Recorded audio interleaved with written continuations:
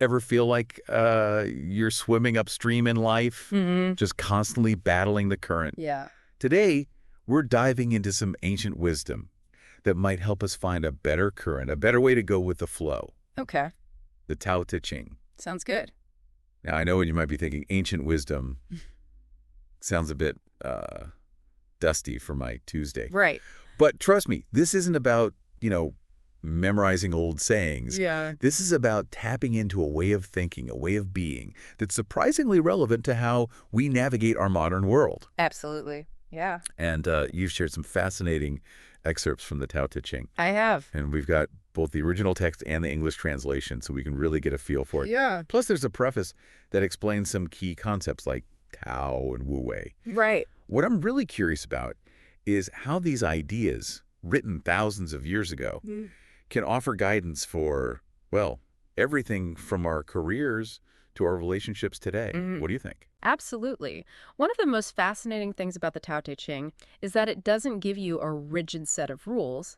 Instead, it encourages a different way of thinking altogether, a way of aligning yourself with the natural flow of the universe. Okay. And in doing so, it can unlock a greater sense of harmony and effectiveness in every area of life. Okay, so let's dive into the deep end with the big one, Tao. It seems like this concept is at the heart of it all, but every time I think I've grasped it, it slips away like, well, like water. Exactly. The Tao Te Ching itself says, the Tao that can be spoken is not the eternal Tao. Wow. It's more a force, a principle, an energy, the very source of everything, yet it's elusive, constantly changing. Think of it like this. You can experience the wind, see its effects, but you can't hold on to it directly. Right? The Tao is similar. That actually makes a lot of sense. But if we can't pin it down, how do we begin to understand it, Right. let alone live by it? The text uses metaphors to guide us. One that resonated with me is the comparison of the Tao to a valley. It's ever-present, essential for everything to thrive.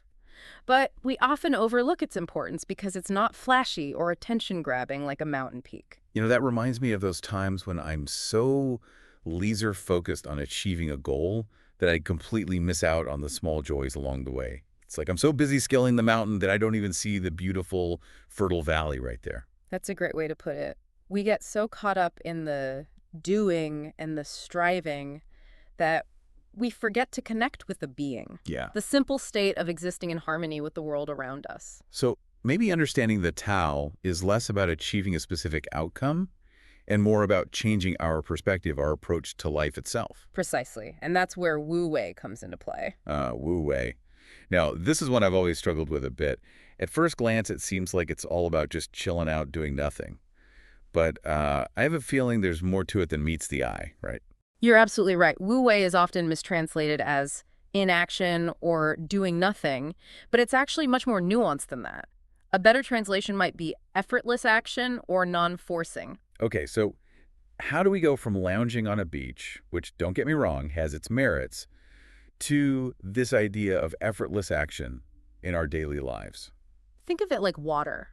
Okay. Water doesn't force its way through obstacles, does it? No. It flows around them, finding the path of least resistance. Yet, it's incredibly powerful, eventually carving out canyons and shaping landscapes over time. So Wu Wei isn't about being passive. It's about aligning ourselves with the natural flow of things, understanding the path of least resistance, and acting with intention, not force. Exactly. It's about understanding when to act, when to wait, and when to simply allow things to unfold naturally. Okay, I think I'm starting to get a feel for how Wu Wei works in nature. But Yeah. how does this translate to, say, leading a team at work? It's okay. Should I just, stop giving deadlines and hope for the best? That's a great question. And it highlights how the Tao Te Ching challenges us to think differently about leadership.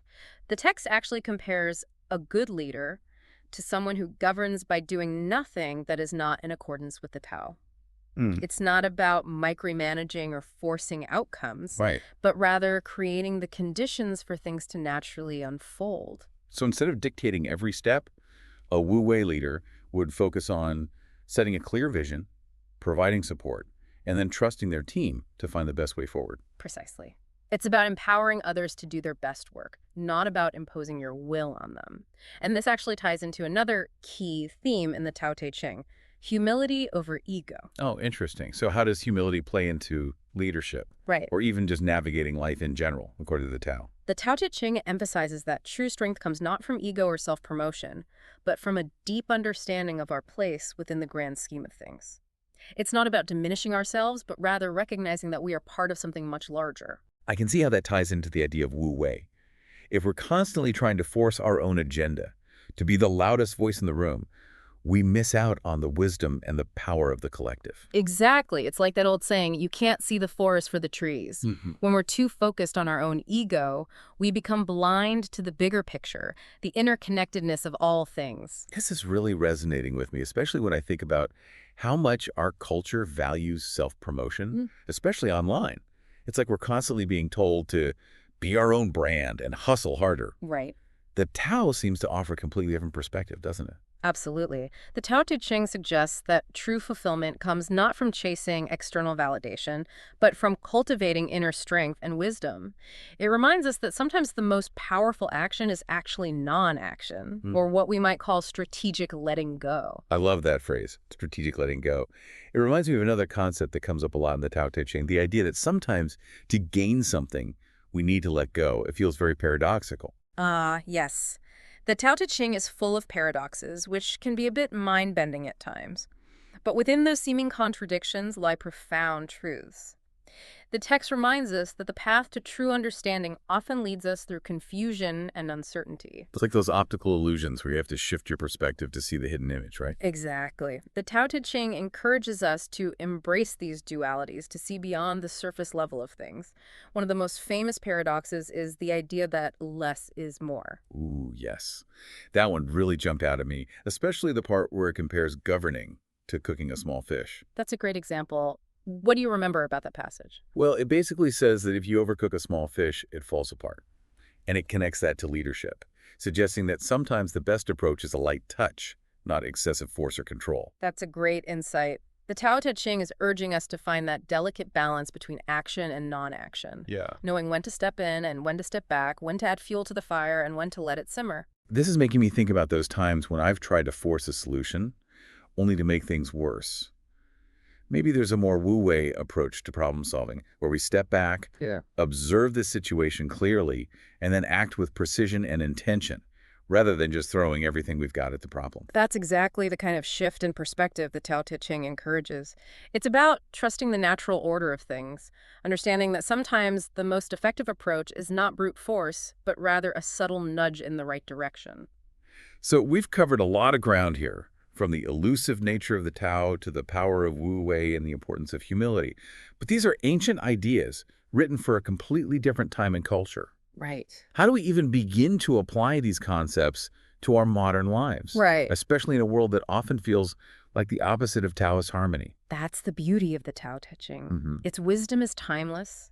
It speaks to those fundamental truths about human nature and the nature of reality itself Okay. that transcend time and culture. So even though it was written thousands of years ago, it still holds valuable insights for us today. Absolutely. Think of it this way. Okay. Human beings have been grappling with the same basic questions for millennia. Right. How do we find happiness? How do we live a meaningful life? How do we navigate challenges and make difficult decisions? And the Tao Te Ching offers answers to these questions. It offers a way of approaching these questions. It encourages us to look inward, Okay. to connect with our own inner wisdom, and to find a way of being in the world that is aligned with the natural flow of things. You know, I think that's what struck me most about these excerpts. It's not so much about providing concrete answers Right. as it is about shifting our perspective, helping us see things from a different angle. Exactly. And that shift in perspective can be incredibly powerful. It can help us let go of the need to control everything, to be right all the time, Yeah. to constantly be striving for something outside ourselves. It's almost like the Tao Te Ching is giving us permission to relax, to trust that there's a natural order to things, Yeah. and that sometimes the best thing we can do is get out of our own way. That's a great way to put it. It's about surrendering to the present moment, accepting what is, and then acting from a place of clarity and wisdom rather than fear or ego. This all makes so much sense in theory, but I have to admit, putting it into practice in a world that often feels chaotic and demanding, well, that's a different story. What advice would you give to someone who wants to integrate these principles into their daily life? where do we even begin? That's a great question, Yeah. and it's one that each of us has to answer for ourselves. Okay.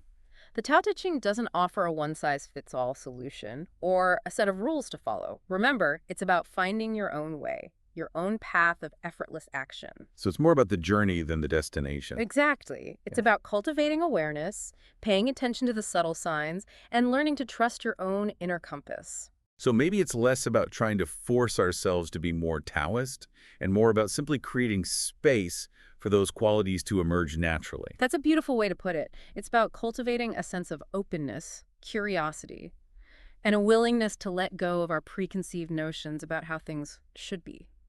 As we've been talking about all of this, I've been thinking about how the Tao Te Ching compares to other wisdom traditions I've encountered. It seems like there are some interesting parallels. There are definitely some universal themes that run through many different spiritual and philosophical traditions. The idea of surrendering to something greater than ourselves, of finding balance and harmony within ourselves and with the world around us. These are ideas that have resonated with people for centuries. And maybe that's what makes the Tao Te Ching so compelling. Even though it was written thousands of years ago in a completely different context, it still speaks to us today.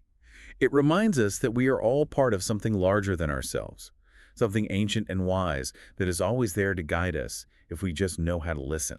Beautifully said. And perhaps that's the most profound lesson the Tao Te Ching offers, that the wisdom we seek is not found in some distant time or place, but within ourselves, within the very fabric of our being. It's been amazing diving deep into the Tao Te Ching with you. I feel like I've gained a whole new perspective on life, leadership, and even just how to approach a Tuesday afternoon. The pleasure was all mine. It's always a joy to share these ancient teachings and to witness how they spark new insights and understanding. So for our listeners out there who are feeling a bit burned out, a bit overwhelmed by the constant doing of modern life, I encourage you to take a moment to pause, to breathe, and to remember the wisdom of the Tao. Sometimes the most powerful action is simply to let go, to trust the flow, and to remember that even in the midst of chaos, there is a deeper wisdom at play. Perhaps, just like the Tao itself, the answers we seek have been within us all along.